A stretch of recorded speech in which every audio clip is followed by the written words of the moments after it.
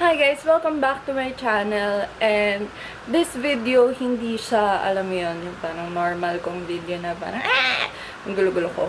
Because today, we are gonna go and talk about depression. So this is my journey with depression update because I created a video 2 years ago about my journey with depression.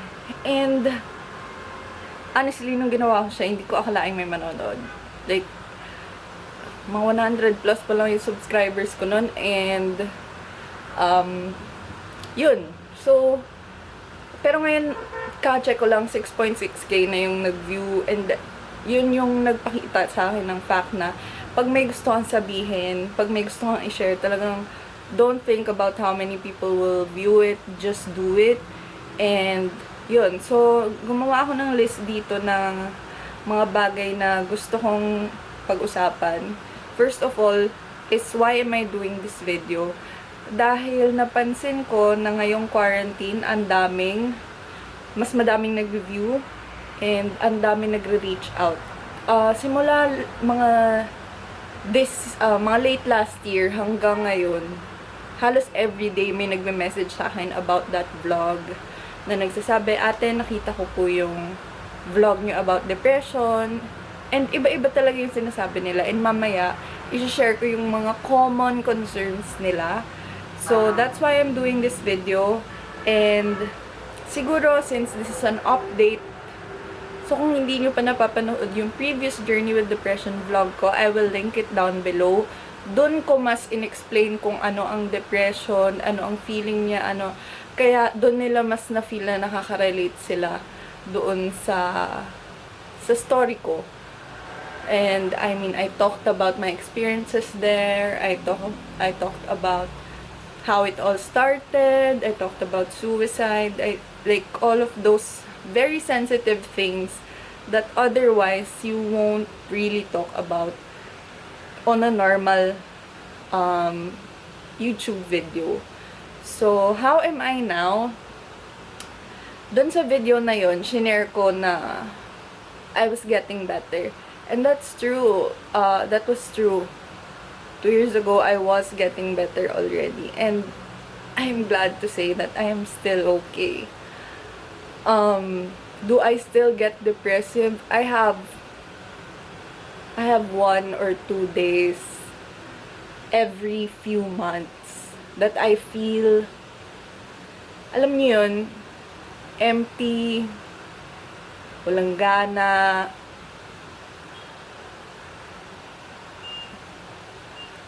yung normal na depressive feelings, but they don't last.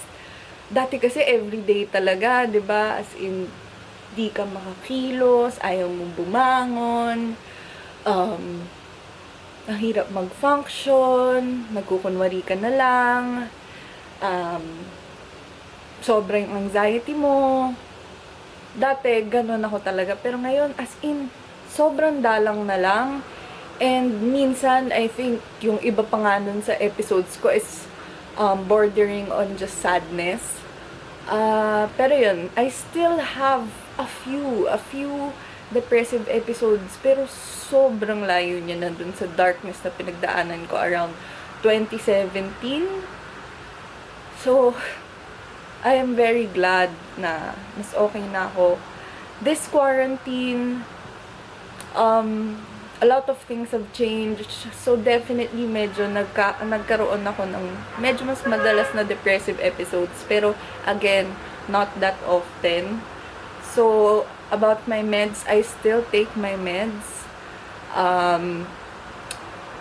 I have a lower dose for my anxiety meds, but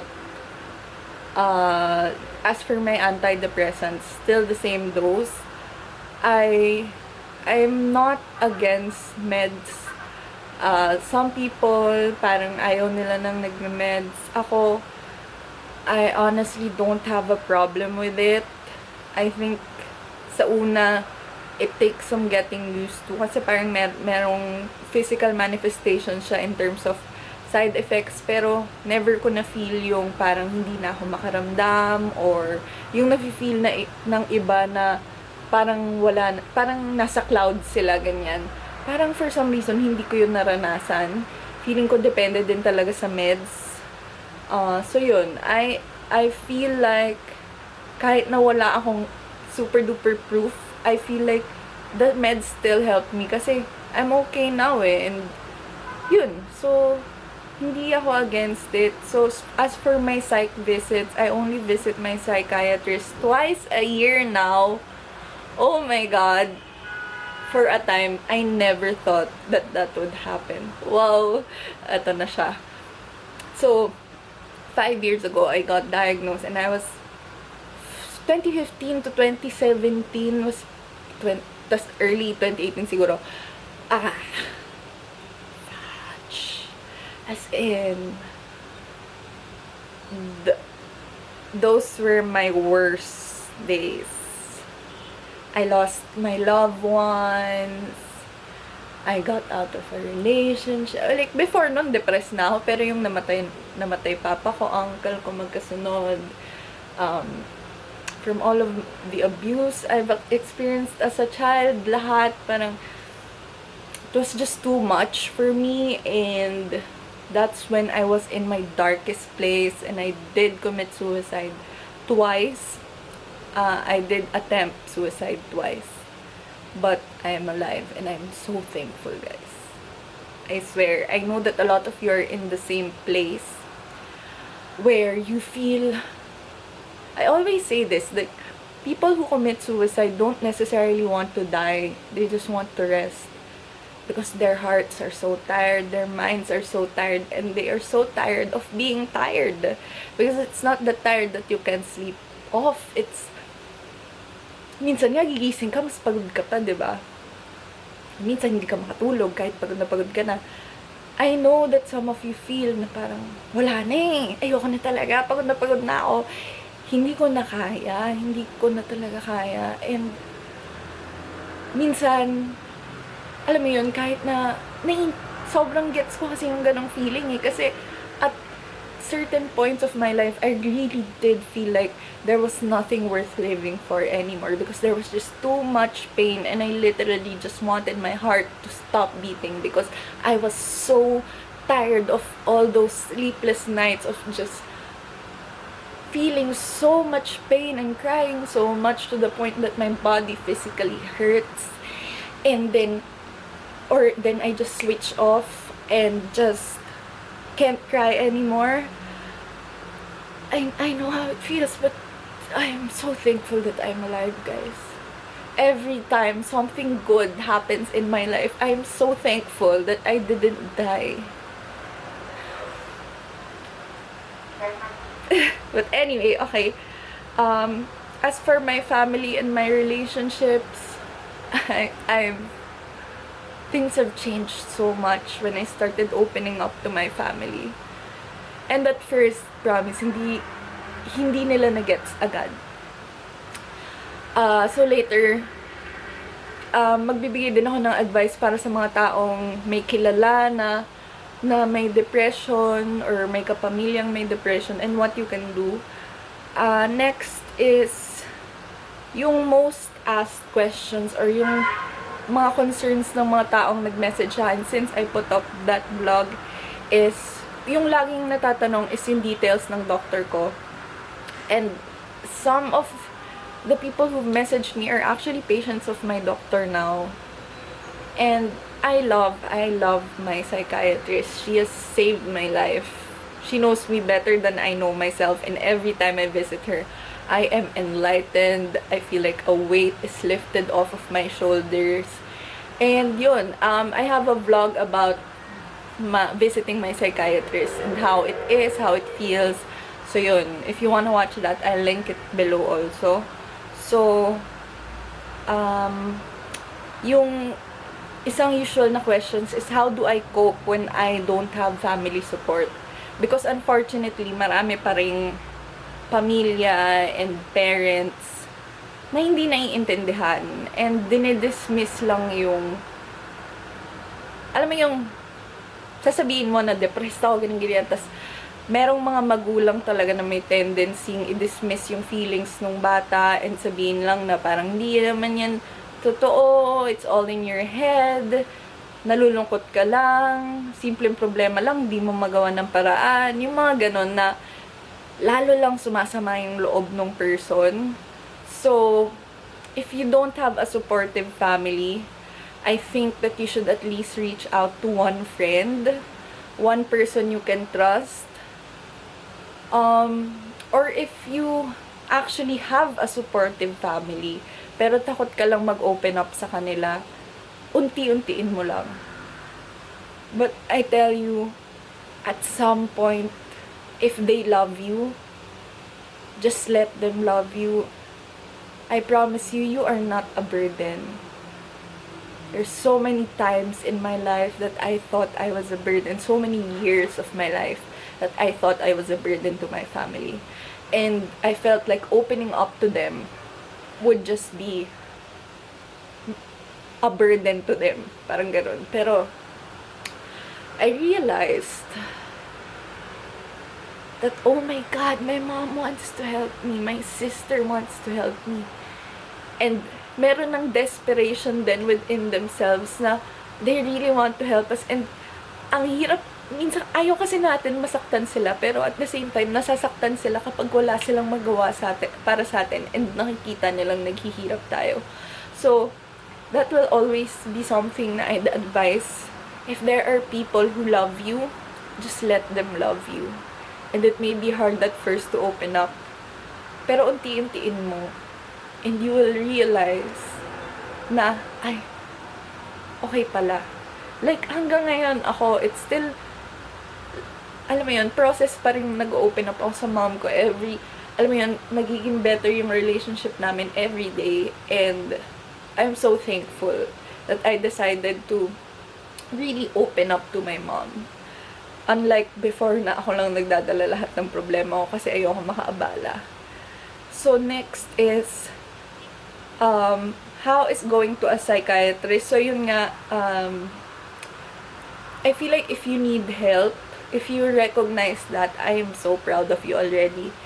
And if you want to go to a psychiatrist, I promise it will help you. Minsan kasi naiisip ng iba na parang nakakahiyang magkwento ng things about my entire life, ganyan, to a stranger. Pero promise, yung maganda kasi doon is, pinag-aralan nila to, pinag-aralan nila yung mga naiisip mo, and nabibigyan ka nila ng light tungkol sa mga nararamdaman mo.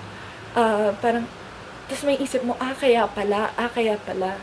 Tas minsan yung mga bagay na sobrang pinaproblema mo, dahil sa kanila, ma-realize mo na, ay, it's not that bad naman pala. Alam mo yun, binibigyan kanila ng liwanag talaga about what you're feeling. And they explain it to you. So, gagaan talaga yung pakiramdam mo. So, I highly advise it.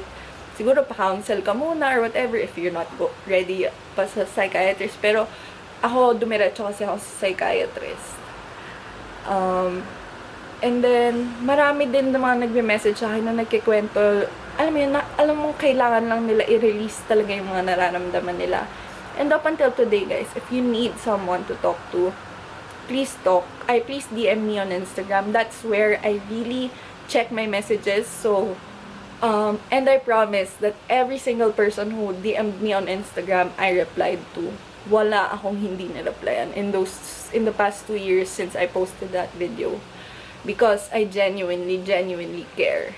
Kasi, maybe, if I had someone back then, kahit stranger pa siya, maybe it could have helped me.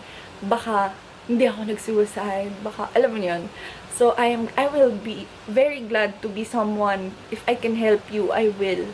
And alam nyo, yung mga ibang nakausap ko, okay na sila ngayon. May mga nanay na nahirapan sila kasi feeling nila hindi nila maalagaan yung mga anak nila. Kasi sobrang depressed nila. And yun, okay na sila. And anyway. So, how do I cope now versus before na hindi ko kaya?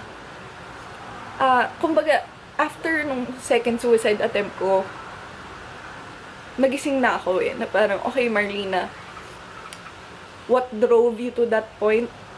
Ang daming tao, ang daming bagay, ang daming nangyari sa buhay mo, kaya ka napunta doon. And hindi mo kasalanan yun. Pero, I feel like I felt like I was so careless. Because the moment I cut myself and then all of the blood started flowing out, I knew that that was my fault na. Ako na yung may kasalanan nun. What brought me to that point was them. Pero during that point, kasalanan ko na yun eh. And I needed to take responsibility for my actions. So I actively tried to get better. And ang ginagawa ko is, first of all, every time I feel like things are going south, na nahihirapan ako or I might get depressive, I work out. And guys, ito kasi yung mahirap minsan, lalo na if we're anxious also, is nagpo-procrastinate tayo. Parang feeling ko kailangan ko mag-workout, pero ayaw ko mag-workout kasi ganito ganyan. So nagpo-procrastinate tayo and then we get more anxiety. Don't go too hard on yourself. Mag-jumping jacks ka lang, kahit benteng jumping. I mean, just start small. And you'll be proud of yourself for trying. You don't need to do a whole workout. No, just alam mo yun, 20 jumping jacks today, 50 the next day, and then may squats na the next day. Alam mo yun, just step by step, day by day. Don't pressure yourself. So, music really helps me a lot. Yung mga uplifting songs, it really changes your mood. And then my hobbies are doing my makeup, it relaxes me, doing vlogs, creating content, and then also write songs, or I write in my journal para nalalabas ko yung feelings ko pag hindi ko na kaya.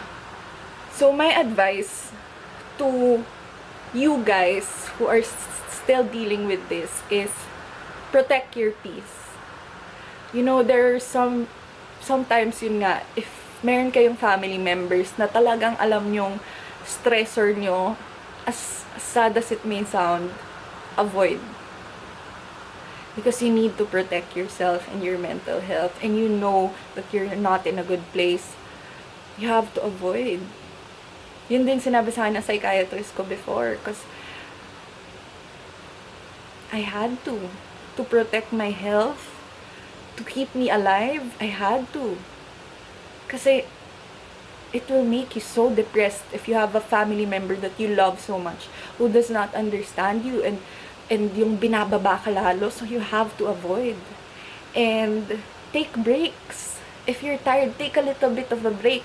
And minsan mafe-feel mo kasi, wala girl, hindi hihinto yung mundo para sa'yo. Kailangan mo pumasok, kailangan mo magtrabaho, kailangan mo. And by breaks, I just mean meditate, take a little time for yourself, an hour of doing something you love. Yun, ganon. And then, yun, try to get help and just reach out to someone you trust. Because the most important thing when you have depression is a support system. And if you don't have a solid one, I'm sure there's still someone, at least one person in your life who can help you. You just have to try to reach out.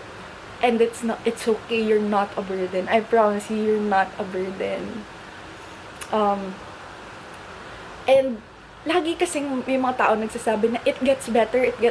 But the truth is that when you're in that place, diba, yung sobrang lungkot, sobrang hirap, sobrang nakakapagod, sobrang sakit, hindi siya nakakatulong, diba? Pag sinabihan ka ng it gets better. The truth is that the world won't get better. Your traumas will always be your traumas. The people around you will always be the same people. Alam mo yun? I mean, the people who've hurt you, they will still exist, but you can get better. All of it, everything else, it might not get better, but you can get better. And you need to. Because you need to live. Kailangan mo mabuhay. I promise you. It may not seem like it. Like, it may not feel like it. But you do. You need to live. And I'm here because I'm so thankful. And kaya ako to sinasabi is kasi nakarating ako dun sa kabila. And sobrang saya ko na buhay ako. So, lastly, progress is not linear. If you feel like you were recovering, you were getting better the past 3 months, if you go back down, it's okay. Don't be mad at yourself. Kasi may ganyan tendency din tayo, diba? Don't be mad at yourself. Don't be so hard on yourself. It's okay. It's an up and down thing. Recently lang, there was something that happened to me na very traumatic, and I went down. And I thought, ayan ka na naman, Marlina, you were okay for 2 years. Ganyan, ito ka na naman. But no, I remembered the fact na it's not linear. Just because I'm down today, it does not discount all of the progress I've made for the past 2 years. It's not. And now I'm okay again. And I recognize na okay, na-down ako nun, pero hindi sabihin nun na hindi ako nagiging okay pa rin. I'm still making progress. And I'm still proud of myself. And last, para sa mga taong may kilalang depressed, just be there for them. Sometimes you don't need to give them advice. Hindi siya nakakatulong minsan eh. Just be there for them. Let them know that you are there. That's enough. Don't dismiss their problems. And just be there. I promise na, and don't guilt trip them. When someone is in a suicidal state, saying na parang, isipin mo naman yung pamilya mo, isipin mo naman yung it does not help. It just makes it worse. Promise.